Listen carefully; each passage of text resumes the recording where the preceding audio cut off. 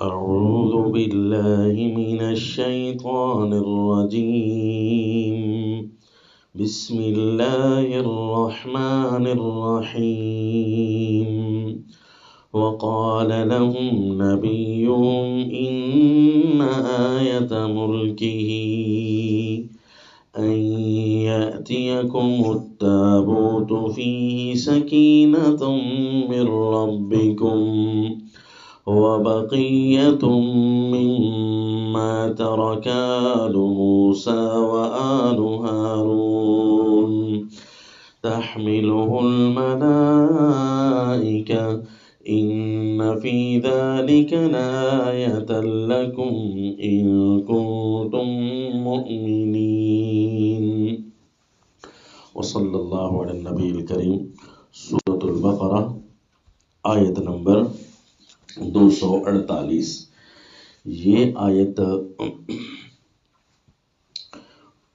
بنی اسرائیل کے پیغمبر کا جواب اور ارشاد گرامی ہے جب ان کی قوم نے طالوت کے امیر المجاہدین ہونے پر خدشات ظاہر کیے تو ان کا تو پہلے رد بھی کیا مختلف انداز میں، جو پچھلے سبق میں آپ سن چکے، تاکہ شیطان کو بھی جواب مل جائے اور اس کو گمراہ کرنے کا کوئی موقع نہ ہاتھ آئے.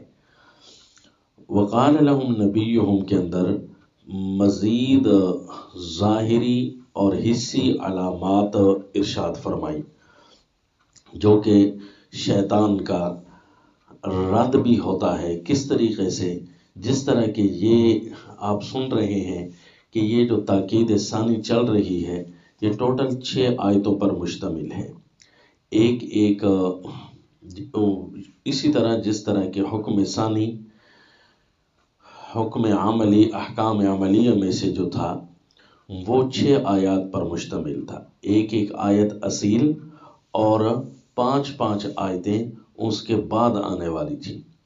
تو 5 آیتوں میں بھی ایک آیت ایسی ہے جو ان کا ذیل بنتی ہے اور ٹوٹل پھر 4 آیتیں بچے گی. تو یوں کر کے الم تر الی الملأ من بنی اسرائیل یہ اصیل آیت ہے، جس طرح کہ حکم کی اصیل آیت تھی یا ایھا الذین آمنوا کلوا من طیبات ما رزقناکم. پھر اس کے بعد ایک آیت آئی تھی قال لهم نبیہم ان اللہ قد بعث لکم. وہاں پر وہ مرتب ہو رہی تھی انما حرم علیکم المیتہ پر. اور اس کے بعد آنے والی آیت ہے وقال لهم نبیہم ان آیت ملکی، یہ مرتب ہو رہی ہے وہاں پچھلے حکم میں اس سے بھی اگلی آیت پر، یعنی آیت نمبر 174 پر. اب اس ترتب کو بھی سمجھنا ہے اور اس کی تفسیر کو بھی دیکھنا ہے، کیا عجائبات ہیں. جس طریقے سے پچھلی آیت کے اندر 6 چیزیں تھیں اور 7واں جملہ تھا غفور الرحیم والا، ان اللہ غفور الرحیم. تو اسی طرح اس آیت کے اندر بھی 7 قسم کے جملے ہیں اور 6 جملے ان فی ذلک لآیۃ لکم تک اور ان کنتم مؤمنین یہ 7واں جملہ. جس طرح پچھلی آیت میں 7 جملے تھے اس آیت میں بھی 7 جملے ہیں. پچھلی آیت وہ ابلیس کی تلبیس کا رد تھا جو کہ سامنے سے آ کر حملہ آور ہوتا ہے. ابلیس نے کہا تھا لآتینہم من بین ایدیہم، تو سامنے سے آ کر کس طریقے سے حملہ کرے گا؟ 7 طریقوں سے رد اس کا سمجھایا. 6 طریقے براہ راست اور 7ویں چیز تھی کہ پھر معافیاں مانگ لینا. یہاں سے بھی شیطان ابلیس کی محنت پر پانی پھر جائے گا. اور دوسرا شیطان کا حملہ کیا ہوتا ہے وَمِنْ خَلْفِهِمْ، کہ پیچھے سے آ کر حملہ کرتا ہے، جس طرح کہ سورہ الاعراف کی آیت ہے ثُمَّ لَآتِيَنَّهُمْ مِنْ بَيْنِ أَيْدِيهِمْ. شیطان نے اپنا ٹارگٹ بتایا اور اپنا لاہ عمل بتایا کہ میں سامنے سے آ کر ان کو گمراہ کروں گا، پیچھے سے آ کر گمراہ کروں گا. وَعَنْ أَيْمَانِهِمْ وَعَنْ شَمَائِلِهِمْ سورۃ الاعراف میں ہے. تو اب یہ پیچھے سے آ کر حملہ آور ہونے کی کتنی صورتیں اور کیسی چالیں ہیں، چونکہ اللہ کریم قرآن میں پہلی بار ہمیں یہی چیز سمجھا رہے ہیں. تو یہ اصل میں شیطان کے سارے ٹارگٹ خراب ہو رہے ہیں اور اس کے گمراہ کرنے کی صورتیں ساری خراب ہو رہی ہیں. اب پہلے اس آیت کا ترجمہ سنیں. وقال لهم نبیہم ان آیت ملکی، ان کو ان کے نبی نے فرمایا، یہ اب جملے بھی نوٹ کرتے ہیں، یہ ایک جملہ ہو گیا قال لہم نبیہم، اور دوسرا جملہ ان آیت ملکی ان یأتیکم التابوت، یہ دوسرا جملہ ہے، اور اس کا مطلب کہ بے شک اس طالوت رضی اللہ عنہ اس کی عمارت اور بادشاہت کی نشانی یہ ہوگی ان یأتیکم التابوت کہ تمہارے پاس آئے گا تابوت۔ کون سا تابوت جی؟ اب تیسرا جملہ فرمایا فیہ سکینۃ من ربکم، اس تابوت کے اندر تمہارے رب کی طرف سے تسلی اور سکون ہے۔ وہ ایک تابوت تھا جس تابوت کی آمد ہی تسلی کا باعث بن جاتی تھی اور سکون کا باعث۔ کس طریقے سے کہ چوتھا جملہ ارشاد فرمایا کہ وَبَقِيَّةٌ مِّمَّا تَرَكَ آلُ مُوسَىٰ وَآلُ ہارون، کہ اس کے اندر کچھ بقایا چیزیں تھیں وہ جو آل موسیٰ اور آل ہارون علیہم السلام نے چھوڑی تھی، تو ان کے کچھ باقیات تھے۔ وہ کیا باقیات تھے؟ چونکہ قرآن مقاصد کو ہی بیان کرتا ہے، تو چونکہ یہاں پر مقصود ان چیزوں کا بتانا نہیں تھا، لہذا اتنا کچھ بتا دیا کہ وہ آل ہارون اور آل موسیٰ علیہم السلام ان کی کچھ بقیات تھیں، وہ کس طریقے کی کون سی چیزیں تھیں واللہ عالم۔ اب اس کے اندر جو بقیات ہوں تو دیکھیں انبیاء اولیاء نیک لوگوں ہوں یا ان کے کچھ باقیات یا ان کی چیزیں ہوں، ان کے اوپر اللہ کی برکات ہو رہی ہوتی ہیں، وہ محترم اور اعلیٰ چیز ہوتی ہے۔ یہ نہیں کہ وہ برکتیں دے رہی ہوتی ہیں، جس طرح لوگوں نے غلط نظریات اور شرکیہ نظریات بنا لیے کہ پیر کے پاؤں میں بھی برکت ہے یعنی وہ برکت دیتا ہے۔ نہیں جی، وہ تو نیک لوگ جو ہوتے ہیں ان پر اللہ کی برکتیں نازل ہوتی ہیں، وہ محتاج ہوتے ہیں برکات کے۔ اگر ان والی برکات آپ نے لینی ہے تو ان کی کامل اتباع کی جائے، وہ جتنی شریعت بیان کرتے ہیں ان کی شریعت پر عمل کیا جائے، جس طریقے سے انہوں نے اپنے اللہ کو راضی کر کے رکھا ہے ان کی اتباع میں اللہ کو راضی کر کے رکھیں تو وہی برکات تم پر بھی آئے گی۔ یہ نہیں کہ نیک وہ ہو اور اس کو صرف گھر کے اندر پھیرا لگوا لو، کہو جی برکات ہی برکات آ جائیں گی، اور خود وہ نیکیاں نہ کرنا، خود ان کا کہنا نہ ماننا، خود ان کی اتباع نہ کرنا، یہ تو نعوذ باللہ پھر اس وہ پیر نہیں بنایا یا وہ نیک آدمی نہیں بنایا، وہ تو پھر نیکیوں کی مشین بنا دیا ہے کہ اس مشین کو گھر میں چکر لگواؤ بس۔ تو یہ غلط نظریہ ہوتا ہے، یہ بھی شیطانی چال ہوتی ہے۔ تو سیدنا موسیٰ اور سیدنا ہارون علیہ السلام کے آل کی جو باقیات تھیں ان پر اللہ کی رحمتیں ہو رہی تھیں، تو کم از کم وہ چیزیں سامنے جب پڑی ہوتی تھیں تو بندے کو شرم آتی تھی کہ انبیاء کی باقیات میرے سامنے ہیں، انبیاء کی نشانیاں میرے پاس ہیں اور میں ان کی اتباع نہ کروں۔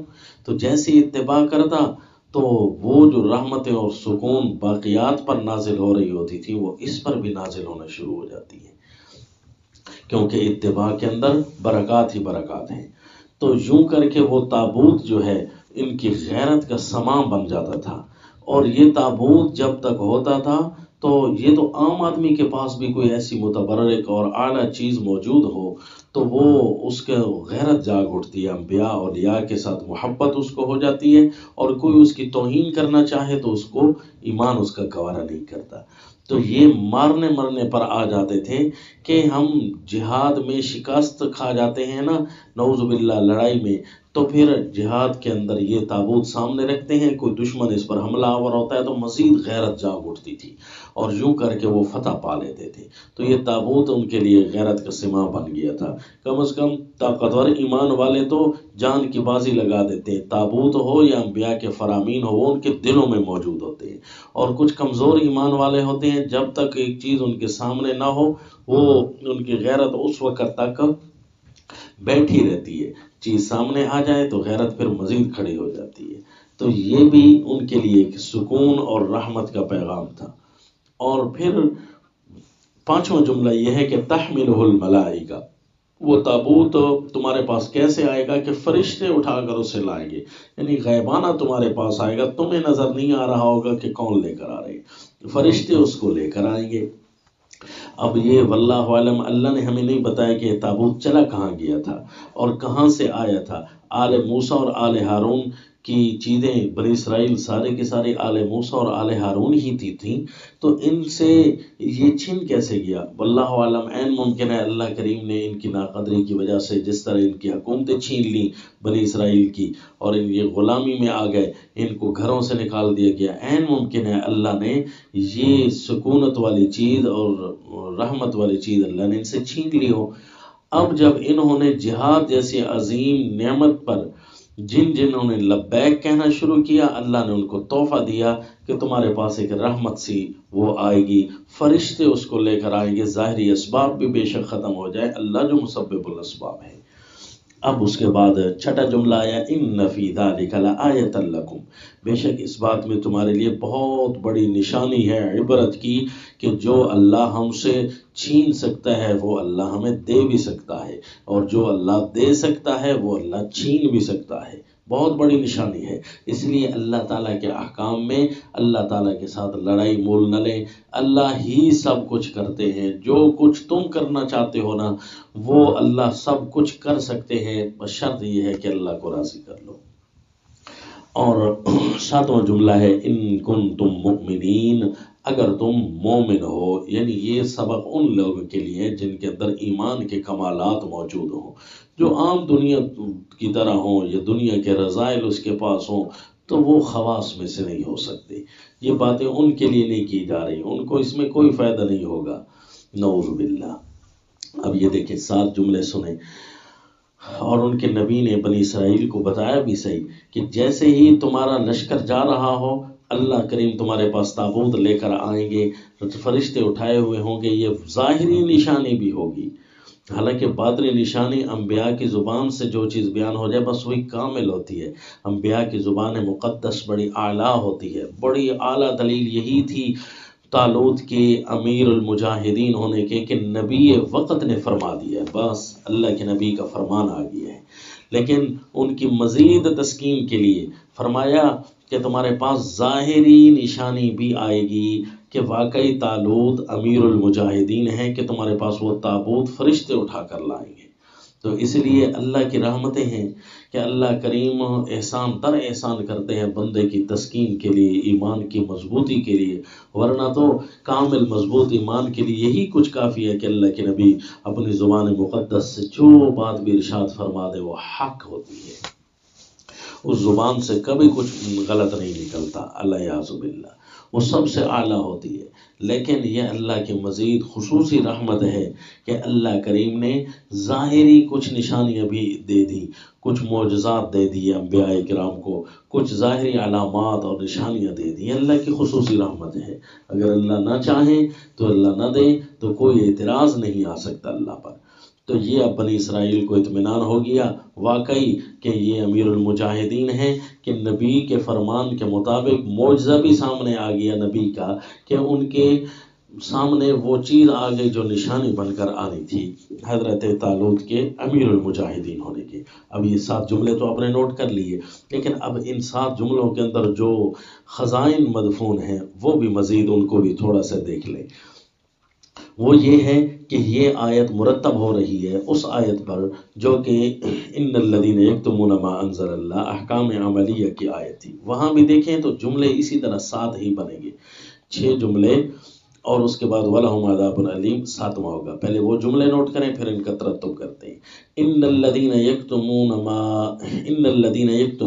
نمبر 1 ما انزل اللہ من الکتاب، نمبر 2 وَيَشْتَرُونَ بِهِ ثَمَنًا قَلِيلًا، نمبر 3 أُولَٰئِكَ مَا يَأْكُلُونَ فِي بُطُونِهِمْ إِلَّا النَّارَ، نمبر 4 وَلَا يُكَلِّمُهُمُ اللَّهُ يَوْمَ الْقِيَامَةِ، یہ 5واں جملہ، وَلَا يُزَكِّيهِمْ 6واں جملہ، وَلَهُمْ عَذَابٌ أَلِيمٌ یہ 7واں جملہ۔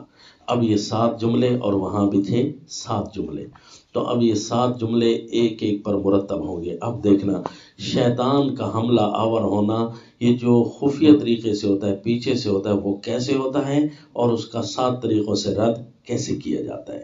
اب ذرا دیکھو شیطان کا ایک تو ہے نا سامنے سے آ کر حملہ آور ہونا، اس کی تردید پچھلی آیت میں تفصیلاً گزر چکی، تو اس کو یہ طریقے آزماؤ اور یہ دلائل دو، وہ سامنے سے حملہ آور کبھی نہیں ہوگا۔ اور ایک ہے خفیہ طریقے سے حملہ آور ہونا، وہ کیسے ہوتا ہے کہ وہ کہتا ہے کہ جس طرح پیچھے سے آ کر حملہ آور ہونا یہ چھپ چھپا کر ہوتا ہے، کسی کو پتہ نہیں چلنے دیتا.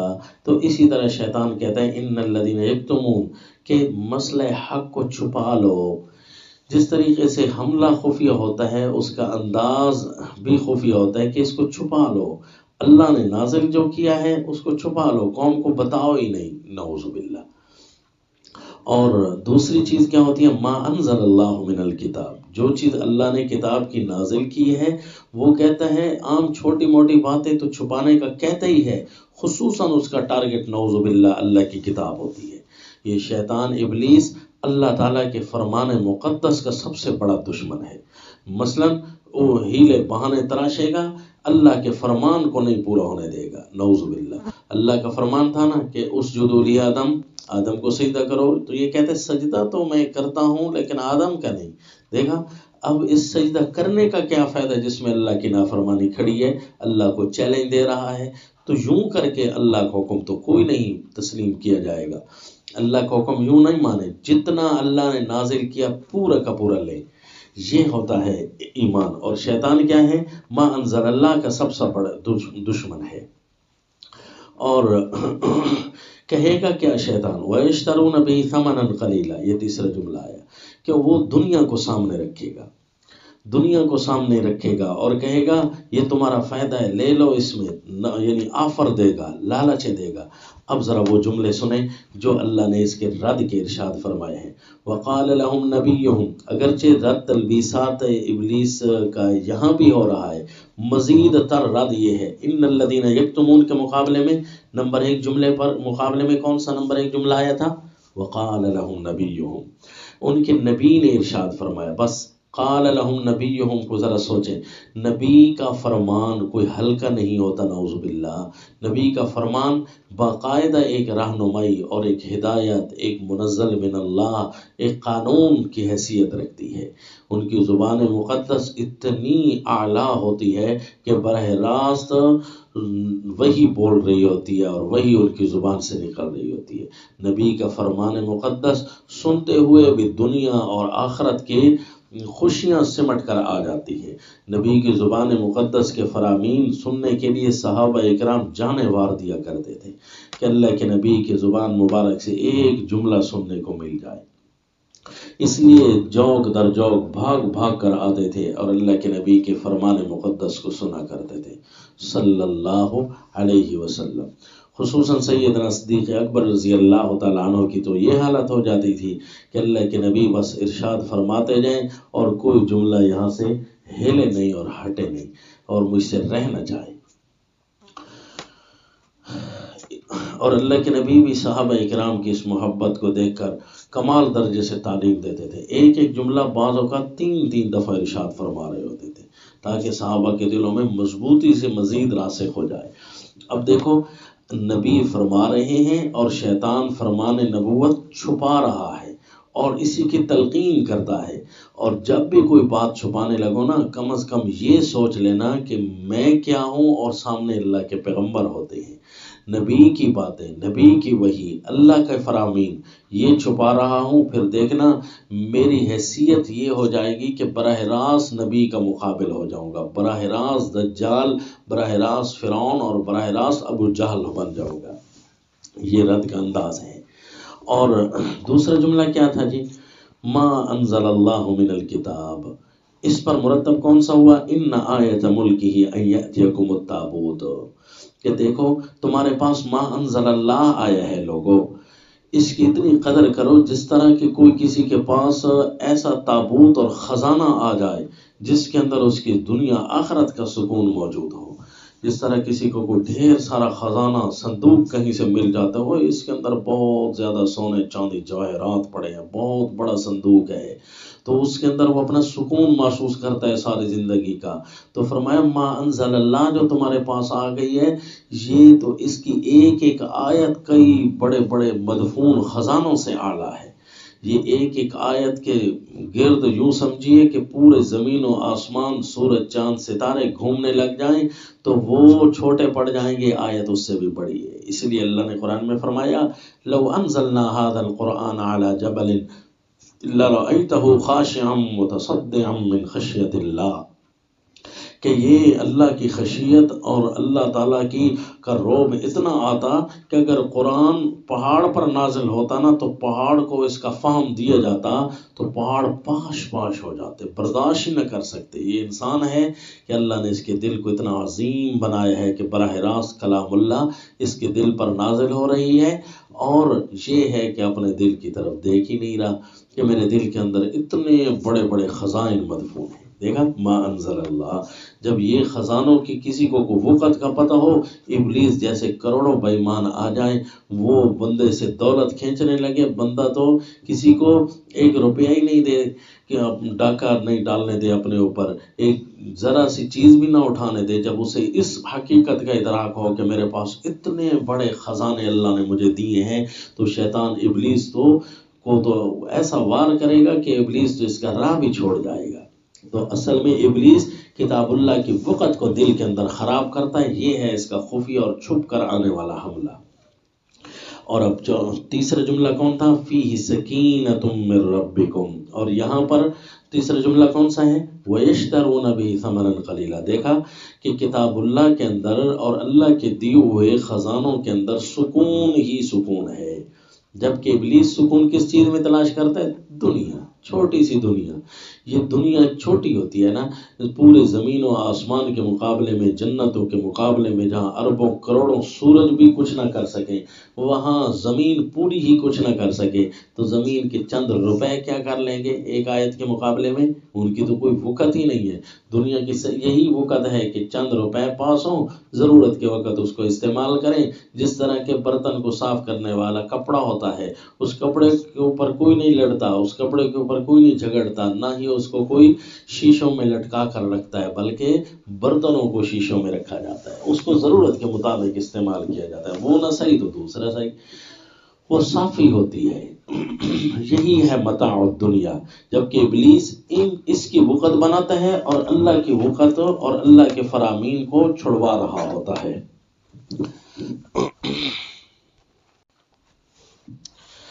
یہ تو چند روپے ہیں، اگر بالفرض ساری زمین ہی ہوتی تو اس ساری زمین کے اندر کیا ہے، سب کچھ بھی اس کو مل جائے پھر بھی ثمن قلیل ہے۔ کیوں جی؟ کہ ان کے اندر کوئی سکون تو نہیں ہے نا، اللہ کی رضا میں سکون ہوتا ہے۔ بندے کے پاس جتنے بھی اس وقت دنیا میں ٹاپ مالدان ملینئر چل رہے ہیں، بلینئر چل رہے ہیں، تو ان ساروں کو اکٹھا کریں کہ یہ بھائی اربوں کا مالک ہے، یہ کھربوں کا مالک ہے، اور ان سے پوچھو کہ تم پرسکون ہو، تو وہ رونے لگ جائیں، چیخنے لگ جائیں کہ ہمیں اپنی سیکیورٹیوں کا ایسا انتظام کرنا پڑتا ہے کہ اپنی دولتوں کا بہت بڑا حصہ ہمیں صرف اپنی حفاظت پر لگانا پڑتا ہے، ہم کہاں سکون میں ہیں۔ اور بعض اوقات ڈاکٹروں کی لائنیں لگی ہوتی ہیں ان کے اوپر کہ یہ چیز کھانی ہے، یہ نہیں کھانی، جبکہ غریب بندہ پرسکون انداز میں سب کچھ کھا رہا ہوتا ہے، اسے کوئی پرواہ نہیں ہوتی، جبکہ اس کے ایک چائے کی پیالی پینی ہو، ایک نوالا کھانا ہو تو لیبارٹریوں سے ٹیسٹ ہو کر آ رہے ہوتے ہیں۔ یہ بے سکون زندگی ہے، ایسی زندگی سے تو یہ دولت نہ ہونا اچھا ہے، کیونکہ اس کے اندر کوئی سکون نہیں ہے، اور سکون جس کے اندر ہو اصل خزانے تو وہ ہے۔ اب دیکھو شیطان لوگوں کو کس دنیا کے پیچھے لگا رہا ہے؟ جس کے اندر بے سکونی ہے، جس کے اندر وقت کا ضیاع ہے، ایک ایک نوالے کے لیے گھنٹوں لگ رہے ہیں، اور بندہ تڑپ رہا ہے، بے سکون ہے، کوئی مزہ نہیں، اور شیطان ابلیس انہی چیزوں کی طرف لگاتا ہے۔ یشترون بہ ثمنا قلیلا، جبکہ اس کے مقابلے میں کیا ہے؟ اللہ کی طرف سے جو نازل ہونے والی چیز ہوتی ہے اسی میں خزانوں میں، انہی خزانوں میں سکون ہوتا ہے۔ فیہ سکینۃ من ربکم۔ اب چوتھا جملہ کون سا تھا جس پر ترتب ہونا ہے؟ یہاں پر چوتھا جملہ تھا اولئک ما یأکلون فی بطونہم الا النار، کہ جو لوگ کتاب اللہ کو چھپا کر یہ دنیا کھا رہے ہوتے ہیں تو سمجھ لو وہ اپنے پیٹوں میں آگ بھر رہے ہیں۔ جبکہ یہاں چوتھا جملہ کون سا تھا؟ وَبَقِيَّةٌ مِّمَّا تَرَكَ آلُ مُوسَىٰ وَآلُ ہارون۔ پہلی بات تو دنیا کی وقت سمجھائی جا رہی ہے کہ ایک طرف تو تم دنیا کو حرام طریقے سے استعمال کرو گے تو یہ آگ ہے آگ، اور دوسری طرف سے یہ بھی سوچ لو کہ انبیاء اولیاء جیسی عظیم شخصیات بھی دنیا میں تشریف لے کر آئیں، وہ بھی کچھ تو نہیں لے کر گئے، اگر اتنی اعلیٰ چیز ہوتی تو انبیاء اولیاء اپنے ساتھ خزانوں کے ڈھیر اور پہاڑ لے کر جاتے، وہ بھی دنیا کو یہیں چھوڑ کر جاتے ہیں۔ مما ترک آل موسیٰ و آل ہارون، پہلی بات۔ اور دوسری بات یہ ہے کہ تم جو کھا رہے ہو وہ آگ بن جاتی ہے، اور جو اللہ نصیب فرماتے ہیں وہ انبیاء اولیاء کی باقیات بھی خاص لوگوں کو ملتی ہے۔ یہ بھی تو ایک خزانہ ہے نا، انبیاء اولیاء کے ترکے اور ان کے اموال مبارکہ اور ان کی چیزیں، یہ بھی تو اللہ دیں گے۔ تم بھی تو دنیا لینا چاہتے ہو اور اللہ بھی تمہیں دنیا دینا چاہتا ہے، لیکن جو اللہ کی عطا کردہ دنیا ہے وہ مبارک اموال ہوتے ہیں، اس مال کے اندر محبتیں، رحمتیں اور شفقتیں ہوتی ہیں۔ جس طرح سیدنا سلیمان علیہ الصلاۃ والتسلیم گھوڑوں کے ساتھ پیار کر رہے تھے تو فرما رہے تھے انی احببت حب الخیر عن ذکر ربی، کہ اللہ کی یاد اس میں آتی ہے نا تو اس لیے میں محبت کرتا ہوں۔ تو اللہ محبوب مال دیں گے جس کے اندر دین ہی دین ہوگا، خوشیاں ہی خوشیاں ہوں گی، رحمتیں ہی رحمتیں ہوں گی۔ تم دنیا لینا چاہتے ہو نا، آ جاؤ دین کی طرف، اس کے اندر بھرا ہوا سب کچھ موجود ہے الحمدللہ۔ شرط یہی ہے کہ دین کی قدر کرنا اور دین کے طور طریقے اور آداب کے مطابق، کیونکہ یہ تمہارے رب کے نازل کردہ چیزیں ہیں۔ ظاہری دسترخوان بھی اللہ کھلائے گا اور باطنی طور پر بھی اللہ کمال نصیب فرمائے گا۔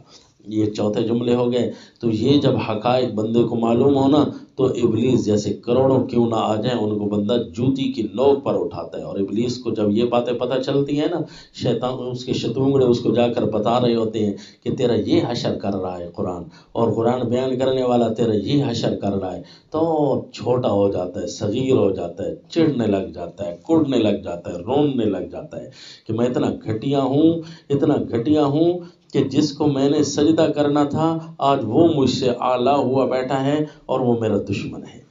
جب کہ ہمیں حقائق معلوم نہیں ہوتے نا تو ہم شیطان کے خفیہ واروں کے اندر آ رہے ہوتے ہیں۔ تو اصل میں اس میں شیطان کی کوئی بڑائی نہیں ہے، ہماری اپنی جہالت ہے۔ شیطان کا گلہ تو بعد میں کریں، پہلے اپنی جہالتوں کا رونا روئے۔ جب کتاب اللہ ہمیں اتنا اعلیٰ ترین علم سے مالا مال کر رہی ہے، اتنے حقائق سے مالا مال کر رہی ہے، تو اس میں ان حقائق کو لینے میں عافیت ہے۔ شیطان کا یہاں کیا بس چلتا ہے، وہ تو انتہائی گھٹیا چیز ہے۔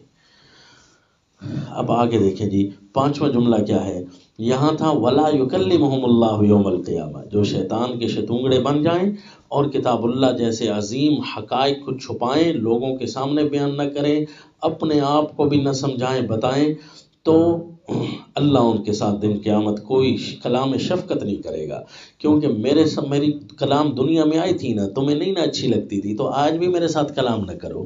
لا يُكَلِّمُهُمُ اللَّهُ يَوْمَ الْقِيَامَةِ۔ اور اس کے مقابلے میں وہ جو پانچواں جملہ ہے جو اس پر مرتب ہوگا، تحملہ الملائکہ، یہ تھا پانچواں جملہ کہ فرشتے اللہ کی کلام کو بھی اٹھا کر لے آتے ہیں نا، جس طرح اس تابوت سکینہ کو اٹھا کر لے آئے تھے فرشتے۔ تمہارے پاس اللہ کی کلام اتنی عظیم الشان انداز میں آتی ہے کہ فرشتے اس کے حامل ہوتے ہیں۔ تمہاری حیثیت ہی کیا ہے کہ تم اللہ کی کتاب کو جھٹلاتے ہو، نعوذ باللہ۔ یہ تو وہ چیز ہے کہ ایک ایک آیت کے ساتھ، تو بہت ساری روایتوں میں آتا ہے، مختلف آیتوں کے ساتھ، مختلف صورتوں کے ساتھ کئی فرشتے تشریف لائے۔ یہ وہ چیزیں ہیں اللہ کی طرف سے عطا ہونے والی کہ اس کو روح الامین قرآن کو نازل کر رہے ہیں، ان کو لے کر آ رہے ہیں۔ فرشتے قرآن کو سننے کے لیے بےتاب ہوتے ہیں۔ حدیث پاک میں آیا، صحابہ اکرام تلاوت کرتے تھے، جس طرح سیدنا اسید رضی اللہ عنہ وہ تلاوت کر رہے تھے اور فرشتے آ کر ان کی کلام کو سن رہے تھے۔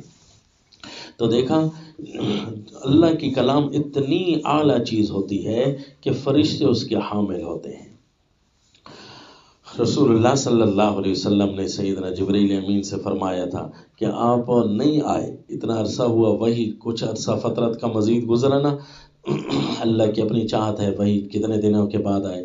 تو آپ صلی اللہ علیہ وسلم نے ان سے پوچھا تو انہوں نے فرمایا، ما نتنزل الا بامر ربک له ما بین ایدینا وما خلفنا وما بین ذلک وما کان ربک نسیا۔ سورہ مریم میں ہے کہ ہم بال برابر بھی اوپر نیچے نہیں جا سکتے، ہم کہیں نہیں آ سکتے جب تک کہ ہمارے رب کا فرمان نہ ہو، اور رب تو آپ کو بھولنے والا تو ہے نہیں، لہذا اللہ کو پتہ ہے جب بھی آپ پر وحی آنی ہے انشاءاللہ آئے گی۔ تحملہ الملائکہ، اس لیے اللہ کی کلام کو ہلکا نہ سمجھیں، اس کو اٹھانے والے، اس کے حاملین فرشتوں جیسے اعلیٰ اعلیٰ نفوس ہوتے ہیں. تو جب ان کتاب اللہ کو جو دل و جان سے قبول کرتا ہے، اللہ کریم اس کی صفت قرآن میں ارشاد فرماتے ہیں، سورہ عبس کے اندر ہے، کرام بررہ، بڑے عزت والے، بڑے نیک لوگ ہیں. یہ کمال ہے اس آیت کے اندر. ان فی ذلک لآیۃ لکم، یہ چھٹا جملہ تھا. تو اس آیت کا جہاں پر مرتب ہو رہی ہے اس کا چھٹا جملہ ہے ولا یزکیہم. اللہ نے دیکھو کیسے بندوں کو پاک کیا. آپ آیت سن رہے ہیں، دل کے اندر کمال پیدا ہو رہے ہیں، اور شیطان ابلیس کے دعوے اور سارے حملے دھل رہے ہیں نا. یہ ہے تزکیہ ہو رہا ہے بندوں کا. اور تزکیہ کیسے ہوتا ہے؟ ان فی ذلک لآیۃ لکم. اس بات میں تمہارے لیے بہت بڑی نشانی ہے کہ دیکھو ان کے پاس تابوت آیا نا، ان کے دل میں جو میل کچیل تھی نا طالوت کی عمارت کے بارے میں، وہ ساری میل زائل ہو گئی اور تزکیہ ہو گیا.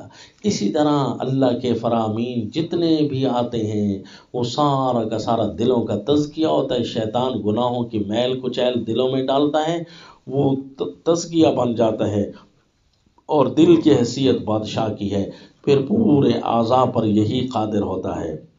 پھر آنکھ غلط دیکھتی نہیں، کان غلط سنتا نہیں، زبان غلط بولتی نہیں، پاؤں غلط چلتا نہیں، ہاتھ غلط پکڑتا نہیں. تو دیکھا، ان فی ذلک لآیۃ لکم. اس ایک بات کے اندر کتنا بڑا تزکیہ ہو گیا تھا بنی اسرائیل کا.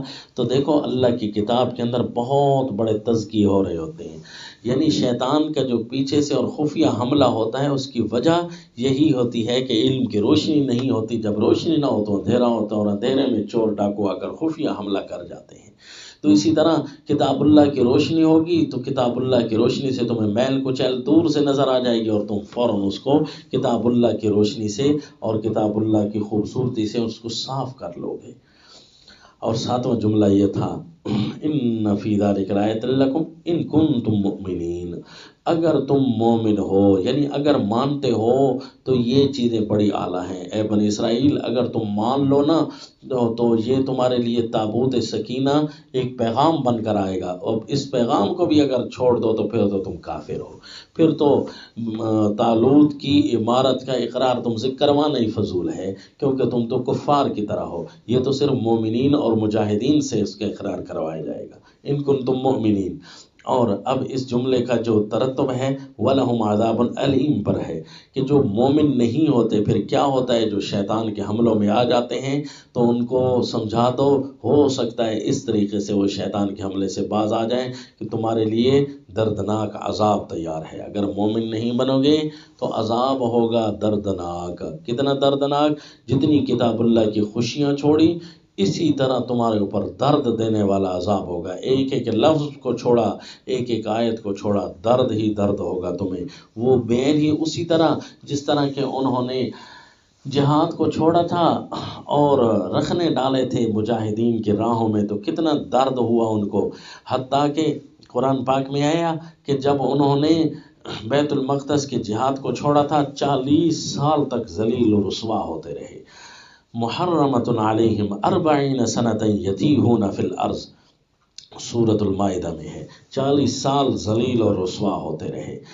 جب بندہ کمال ایمان کو لے لیتا ہے، اللہ کے احکام کو لے لیتا ہے، تو عزتیں اور شرف پاتا ہے. تو اب اس آیت کے خزائن آپ نے دیکھ لیے. اس کے اندر بھی 7 چیزیں بیان ہوئیں. وما علینا الا البلاغ.